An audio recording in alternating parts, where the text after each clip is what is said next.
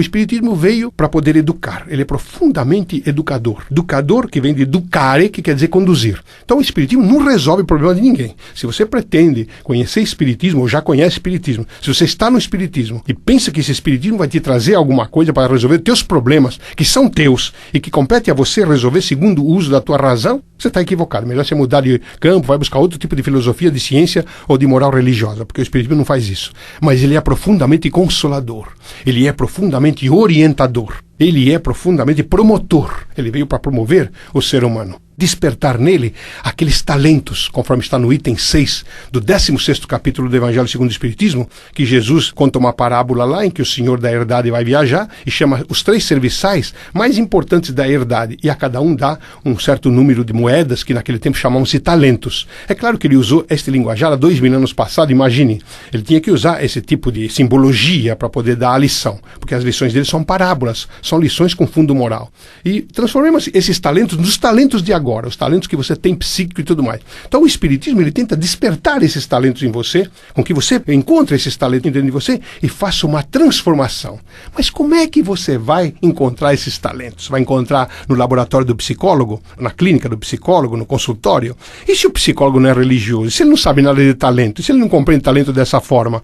E se ele é ateu? Ou se ele é de uma religião e ele é preconceituoso com aquela religião e não aceita qualquer outra forma de pensar? É aquilo e ele está arraigado. Porque os psicólogos também têm a mente, aí nem todo psicólogo tem a mente aberta. Eu sempre digo, e às vezes algumas pessoas não entendem muito bem o que eu digo, mas eu digo que todo psicólogo, quando sai da faculdade, ele precisa, primeira coisa, ele precisa ter o primeiro cliente dele, que é ele mesmo. Ele precisa fazer terapia com ele mesmo, para experimentar se isso é uma coisa boa, para depois poder transmitir aos outros. Ocorre ao inverso, na grande maioria. Claro que há exceções, é verdade. Mas a grande maioria dos psicólogos que saem da universidade, ele olha a humanidade em volta, ao alcance da vista dele e do intelecto, da perceptibilidade racional, e diz assim: olha, aqui todo mundo é louco, todo mundo é perturbado, todo mundo está com desequilíbrio, com distúrbio, com distonia e com descompensações, e eu estou aqui para poder resolver o problema dessas pessoas. E acaba não resolvendo coisa nenhuma, porque se ele for limitado, ele fica naquilo. Se ele é só behaviorista, a psicanálise freudiana não serve de jeito nenhum, não dá condições. Mas se ele for behaviorista e for psicanalítico, o humanismo para ele não entra muito, porque isso aí é coisa da religião, é coisa... Não, isso aí entra num campo da sensibilidade,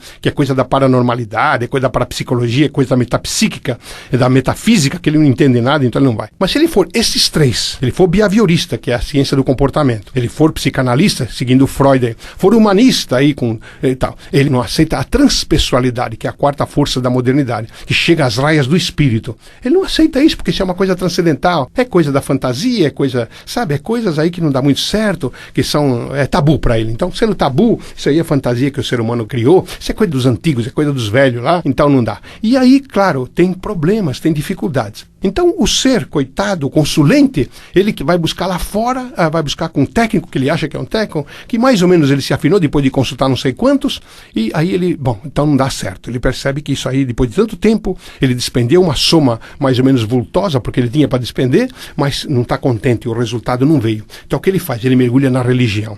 Então, ele vai numa das religiões, encontra aí algum pastor que também é limitado, que também não tem universalismo na vida, que só a religião dele equivale, porque se fizer isso vai para o inferno, se fizer tal coisa vai para o céu e tal, e aquela coisa, e de repente ele começa a despertar e vê que também isso aí não dá certo, não dá lá muito certo. O que ele faz? Ele vai para a igreja, aí tem ritualística, tem aquela coisa, e falam e com amedrontamento, aí falam do demônio, falam mais tempo do diabo do que falam de Deus. Então todo o tempo o diabo parece que é uma pessoa mais importante do que Deus. E aí ele começa a ficar um tempo, se entusiasma, que acha que agora vai a mulher, vai os filhos, vai a sogra, vai a família, vai os amigos, mas também não resolve coisa nenhuma, porque ele chega num certo tempo que ele vê que ele está com tédio, porque ele não foi tocado na alma interna, ele foi tocado na alma externa, nas sensações. Ele não entrou nos sentimentos, ele ainda não chegou naquela condição dos sentimentos. E assim, quando ele vai para o centro espírita, ele vai para o centro espírita porque um amigo falou, porque alguém indicou, porque alguém falou maravilhas, porque um fenômeno aconteceu, porque houve lá uma perfume, porque houve uma materialização, porque houve uma cura extraordinária, porque houve isso, houve aquilo, e ele enganado, coitado, ele vai para o centro espírita e de repente ele não vê nada. Ou quando vê muita mistificação, vê muita mentira, ou vê muita enrolação, e aí ele fala, meu Deus, mas isso aqui que é a saída, que é o compromisso, então pronto, pronto, ele se afasta e muitas vezes vai para o inferno emocional, vai com as dificuldades. E aí, dentro dessas saídas, aonde ele vai buscar mais saídas? Bem, opina um, opina outro, cada um dá o seu parecer, porque ele não resolveu ter opinião própria. Ele não resolveu fazer uma pesquisa para saber o que é bom para ele, porque há uma individualidade. O próprio Jesus disse, preferi a porta estreita da vida e preteri, rejeitai a porta larga da perdição. E ele não, ele está na porta larga da perdição, ele está todo mundo lá e dando palpite, os sofomaníacos da vida estão lhe dando todas as orientações e ele não está atento para aquela coisa da individualidade. A gente precisa conhecer as coisas pela gente.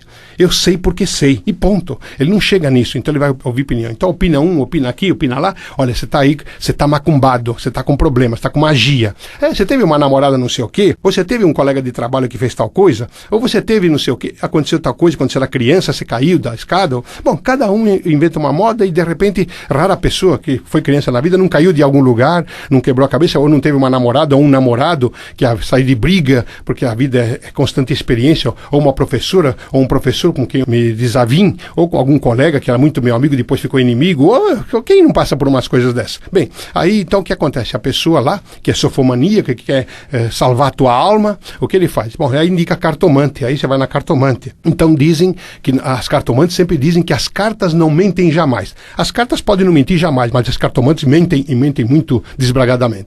Então aí ou vai lá na cristalomancia, ela vai ler a bola de cristal, ou vai ler a borra do café, ou vai fazer tal trabalho, ou aí vai para a Umbanda que é muito vulgarizada e que graças a Deus hoje ela está sendo resgatada aí por pessoas de alto coturno, missionários na terra, vieram aí para poder trazer aquilo que é a própria essência da Umbanda, que é a seriedade de trabalhos, e eu tenho muitos amigos aí que estão trabalhando, se empenhando nisso, para trazer a seriedade com que a Umbanda veio para a terra, através dos grandes missionários das potestades espirituais. Mas o homem, como vulgariza tudo, porque ele é próprio vulgar, né? Ele sendo vulgar, ele não pode ser outra coisa, e o que está no ambiente de meio dele também se vulgariza. Ele vai lá buscar também solução. Então aí entrega na cachoeira, entrega na encruzilhada, entrega aqui, entrega lá e tal, e não resolve a vida de coisa nenhuma. Então as pessoas começam a perceber, e você ou a pessoa que está procurando lá, ela percebe que, bom, isso tudo não vale nada, então não valeu, gastei dinheiro, gastei coisa, fiz tempo, passei noites em claro, porque os trabalhos de muito terreiro de Umbanda, que também devia ter um limite de horário, porque o ser humano tinha que ter limite, e devia ser um campo respeitoso. Não, ele não tem hora para começar, mas às vezes começa 8, 9, 10 horas da noite e termina 3, 4 horas da manhã, e a pessoa tem que trabalhar no dia seguinte, e eu não sei para que tudo isso, né? Porque não é pelo muito falar, não é porque pelo muito se proclinar, não é muito pelo ajoelhar, não é muito por fazer nada externo que Deus vai atender ou deixar de atender. Então as pessoas começam a se decepcionar.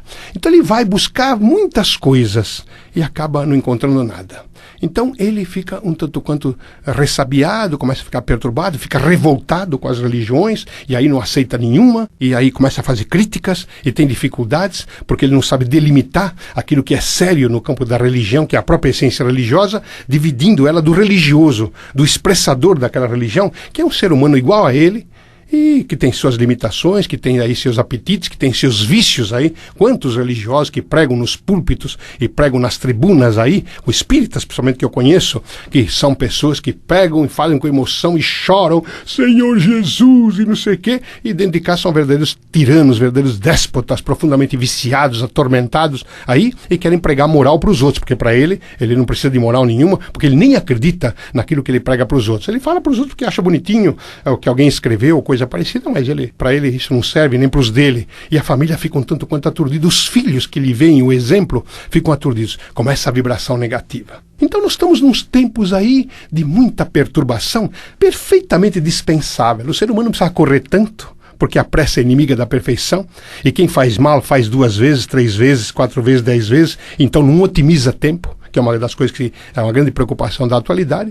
Então a pessoa não tem uma organização de vida. Maria Angélica, a propósito, a nossa mentora espiritual, alguns anos passados, ela até psicografou uma mensagem que foi para mim, naturalmente eu, sem vergonhadamente, publiquei para os outros, coloquei aí num jornal e num livro, chama-se Organiza-te. E ela fala do dia, ela tem uma maneira poética de escrever, e acaba me dizendo exatamente aquilo que hoje, tantos anos passados, eu comecei a entender, e estou tentando equacionar minha vida. Uma pena que nessa quadra da existência, em que a idade está avançada e a doença está comigo, eu poderia perfeitamente estar dispensado disso, um pouco mais remoçado, é verdade, e agora precisa correr para poder tentar recuperar o tempo perdido. E Maria Angélica diz que tempo perdido não se recupera. O que se pode fazer é aproveitar o tempo presente. E o tempo futuro, quando chegar, será presente também, e a gente vê o que faz.